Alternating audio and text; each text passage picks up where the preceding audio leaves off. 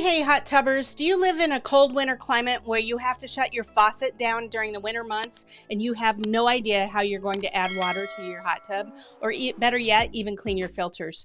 Well, I'm going to tell you right now, this hose here is the answer to all your questions. It fits in a bag. This one's 100 feet long. It's a collapsible hose, and you are just going to you're going to screw this into the faucet on either your sink or your bathroom, but it's just a regular garden hose. It's one of those collapsible ones. And the way you're going to be able to do this on the sink in your garden hose is you're going to actually use this sink adapter. And I'll show you a video right over here on how this works. But what you do is you take this piece here, you're going to take that and you're going to remove the screen off the bottom of your faucet. You can either do this in the bathroom or you can do this in the kitchen, but you remove that screen and then you screw this into the bottom of the faucet. And then once that's screwed on there, you take this screen and you're going to screw that into the faucet. So you do that like so. You're going to screw that in there.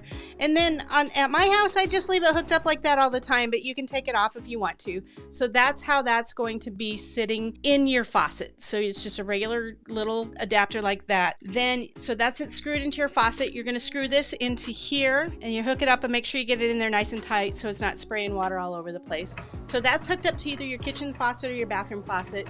And then you're going to take this hose out and you're going to fill your hot tub. Our number 2 service call of all times in the winter months is not enough water in your hot tub. So take the water up to the bottom of the pillows on the hot tub and keep it that way all winter long. You are going to have to add water to your hot tub every 4 to 6 weeks. So it's really important that you do that. So if you have this adapter, that makes this a really super easy thing to do. You aren't having to bucket it out and make that all that extra effort that you go there.